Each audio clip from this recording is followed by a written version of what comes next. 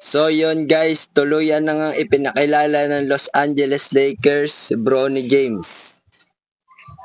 Bibigyan siya ng multi-year contract. 3 to 4 years yan guys. Ganyang kalakas si Lolo Bron. Timano, palalaruin agad sa NBA. Kadalasan dyan sa mga rookie, dadaan pa ng G-League. O kaya, two-way contract lang ibibigay.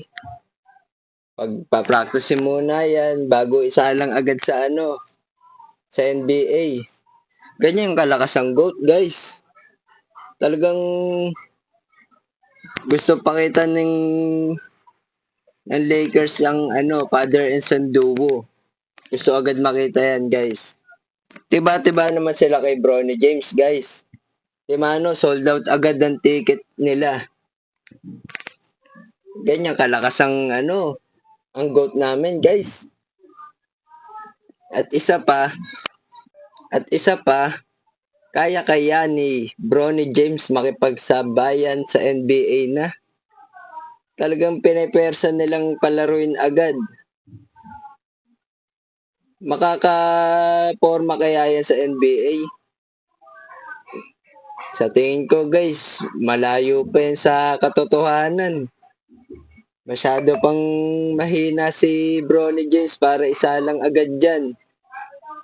Doon nga lang sa USC na pinaglaruan niya eh. Tignan mo yung niya, 4.8 points. Masyadong mababa stats niya para isa lang agad sa NBA. Lolo Bron, pinipersa mo masyado yung anak mo. Ginagamit mo lang ba si Bronny James para makagawa ka na naman ng history? Hindi gaganda laro niya pag pinwersa mo agad dyan. Dapat niya unti-unti lang.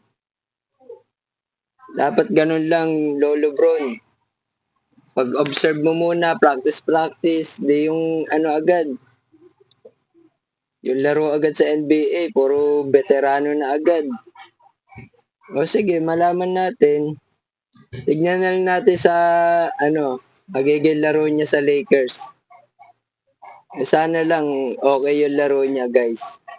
Magaling naman siya kaso iba na talaga laruan sa NBA, guys. So, yun lang. Tignan na lang natin yung laro niya, guys. Good luck sa'yo, Bronny James at sa Lakers. At ito, bonus pa.